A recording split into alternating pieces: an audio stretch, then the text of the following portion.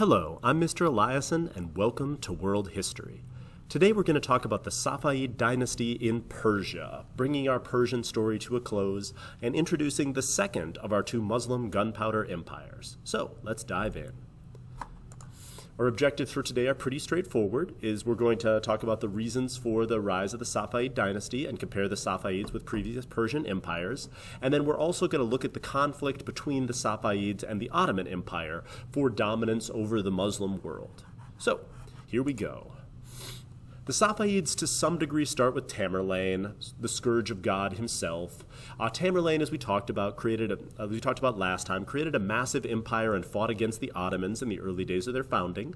He's a descendant of the Mongols, and the Timurid dynasty was another short-lived sort of proto or pseudo-Mongol dynasty covering much of what was then Iran, sort of wiping out the Ilkhanate and reestablishing this new kingdom. And so he is kind of the precursor to this in that he wiped out previous political organizations and then allowed the Safavid dynasty to rise.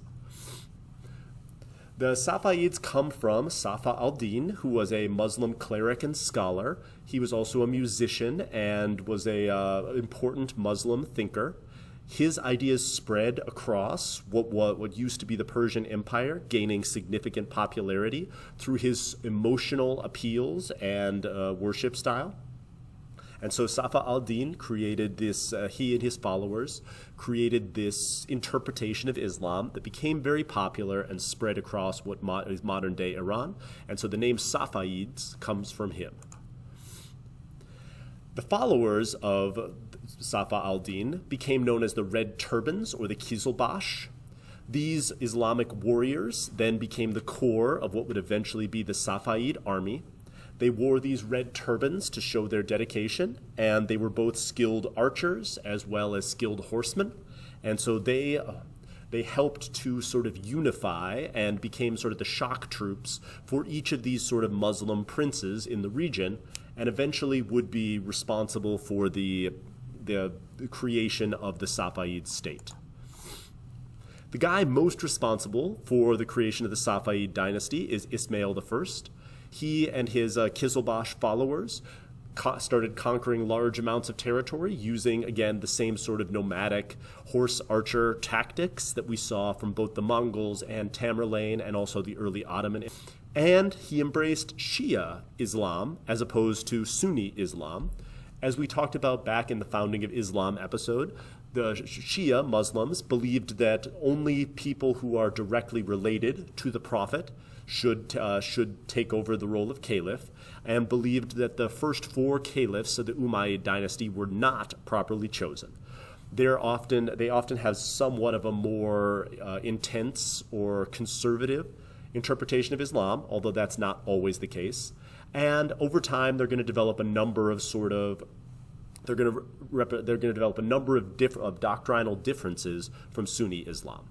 And so, whereas the Sunni Muslims, or the Ottoman Empire was predominantly Sunni Muslim, and the Caliph of the Ottoman Empire represented all the Sunni Muslim communities, Shia Islam took over in Iran, and the Shah of the Safavid dynasty represented the Shia Muslims within the larger Ummah. There was significant conflict between the Sultan Selim I, Selim the Grim, who became the Caliph of the Ottoman Empire, and Shah Ismail of the Safavid Empire, who was the representative of Shia Islam. They had a series of arguments about proper interpretations of the Quran and who is the proper heir to sort of the caliphs of the Abbasid Caliphate, which was, of course, wiped out by the Mongols, as we talked about. And so these debates sort of set the stage for future conflict between these two Muslim empires. And Ismail, of course, responds and basically says that he doesn't recognize the supremacy of the caliph in Constantinople, and he has a different interpretation of Islam, and he quotes the Quran in order to try to make his points. The Ottomans and the Safavids had a series of different wars. Shaldrian, as we mentioned before, was one of the most important of these. The Ottoman Empire won the Battle of Shaldrian, and temporarily occupied the capital of the Safavids, and the Safavid Shahs had to flee to the east. But the Ottoman Empire was unable to hold that territory, and so they had a series of border wars and fights over sort of the territory in what is today Iraq that were mostly inconclusive.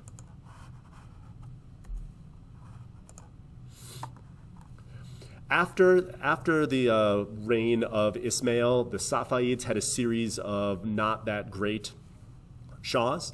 They had some of the same problems the Ottomans had, in that there was a series of power struggles within the harem.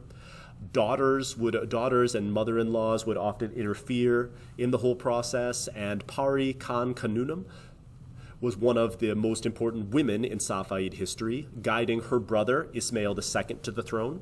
She then ruled for a few years as sort of the power behind the throne, continuing to govern wisely, as her brother mostly did whatever made him happy and didn't rule effectively, until her brother's wife had her assassinated and she fell from power. Eventually, a Shah named Abbas became the Shah of the Safavid dynasty. And Shah Abbas was famous for both his political genius and also for his interpretations of the Quran. And as this text says, he was a very, very motivational public speaker and was able to rally his forces to go out and win a series of battles to reestablish the Safavid state. He incorporated in a variety of different subject peoples to become these elite soldiers known as gholams. This is very similar to the janissaries of the Ottoman Empire. These were the core shock troops of the Safavid dynasty, and with the power of these gholams, the Safavids embraced the military revolution that we talked about last episode, and were able to significantly increase their power and push out the borders of their empire, both against the steppe peoples of Transoxiana, up in what is today Uzbekistan, and push back against the Ottoman Empire as well. Shah Abbas was a very skilled leader and a very skilled military commander. Quote, "He is very valiant and has a great liking for warfare and weapons of war, which he has constantly in his hands. We have been eyewitness to this because whenever we were with him, he was adjusting his swords, testing his muskets. This is great experience for which he has obtained of warfare over so many years that he makes it in person, and from the first has made him a very fine soldier and very skilled, and his men so dexterous that they are a little behind our men from Europe." And so he's also going to incorporate in firearms to his Gholam Corps, which is very effective at fighting against especially the sort of steppe horseman tactics of a lot of the other forces. And so he's going to have a very efficient tax system, which allows him to pay 100,000 troops and have a massive standing army, increasing the power of the Safavid state. The Safavids also promoted tolerance, allowing other religious groups to worship within their territory as long as they paid the jizya tax. And the Safavids allowed trade across the Silk Roads because they could tax it, welcoming in even non-Abrahamic peoples, and and as these traders came through, accumulating significant wealth and prestige. So Shah Abbas then used all of this money took all of this tax money and used it to provide aid for the poor, to, quote, was remitted to the people of the province and the population of Iraq, which is the flourishing heart of Iran and the seat of government. By this gift was preferred above the other provinces. Second, all divan levies were waived for all Shiites throughout the empire during the month of Ramadan. The total revenues for 1 month, which accounted to the computation of the divan officials, amounted to more than 20,000 toman, and were given back to the people as alms. And so by taxing effectively, by taxing trade, relieving the tax burden of his people, and then giving it out as charity, he was able to create a social welfare system that improved the lives of people within the Safavid dynasty. Safavid architecture is known for these sort of domes and especially this use of sort of blue, the distinctive blue color. And so this is distinctive throughout remaining Safavid architecture. you can see clearly the use of blue and the similar sort of archways, which make up a lot of the Safavid buildings and temples and structures. The Safavids are also known for these Persian rugs, these elaborate carpets with amazing, fantastic patterns and animals on them.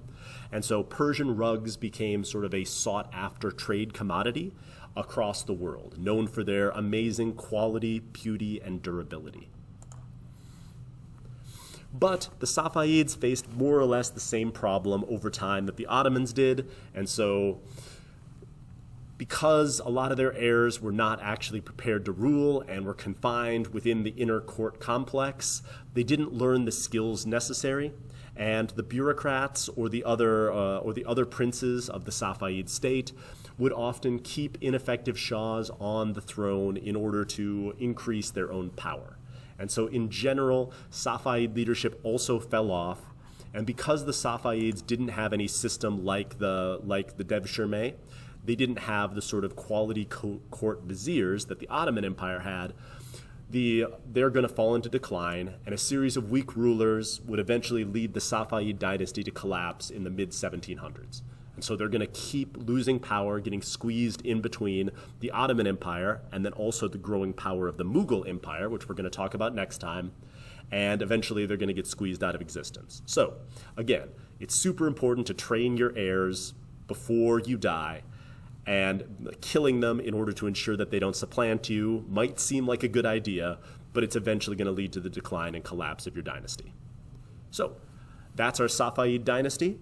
Hopefully you're able to answer these objective questions and then also explain the source and the result of conflict between the Ottoman and Safavid empires. And for next time, we're going to keep moving east, bringing us to the Mughal Empire in South Asia. Thank you for listening.